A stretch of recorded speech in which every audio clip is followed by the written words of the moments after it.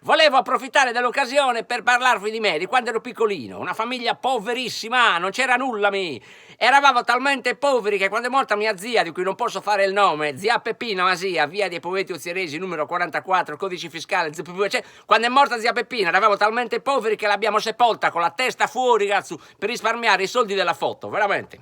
Non c'era nulla. Una volta a babbo gli ho detto: babbo, cosa mi fa trovare Babbo Natale sotto l'albero? Il pavimento, cazzo, mi ha risposto. Non c'era niente, nulla. Però mio babbo mi ha imparato l'educazione a me l'ha imparata tutta, tutta lui. Oggi io abito a casa con babbo e mamma, ho 59 anni e dormo nel letto con loro. Sì, dormo nel letto con loro perché quando ero piccolo avevo paura io. Oggi hanno paura loro, cazzo. E quindi ricambio l'affetto. E poi nel mio paese, per esempio, purtroppo non c'è nulla, Cioè, pensate che ci alterniamo, cazzo, a fare lo scemo del villaggio. Non c'è niente, un paese piccolissimo, cazzo. È talmente piccolo il mio paese che quando arriva la corriera, esci dal portellone di dietro, sei in periferia, cazzo. Veramente, non c'è niente. E c'è solo una donna. Infatti fanno la festa della donna. Una ce n'è. E la festa anche dei morti, della morta, perché è morta mia zia, poi non c'è altro. Ed è questa donna, c'è solo lei. Non è bellissima, ma ci dobbiamo accontentare. Veramente, l'altro giorno è passata in piazza, cazzo. C'aveva questa minigonna con la calze a rette, cazzo. Gli ho detto: me le fai fare, non ti rimporta? E poi me le ha imparate babbo, a dire la verità, le cose dell'educazione me le ha imparate tutte mio babbo.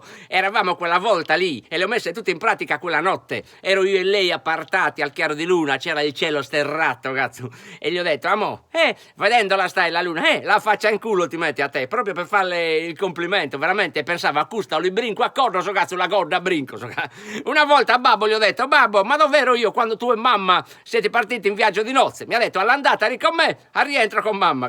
Tutte cose che mi ha imparato lui. E con questo vi saluto, giusto di educazione. Arrivederci e tante belle cose.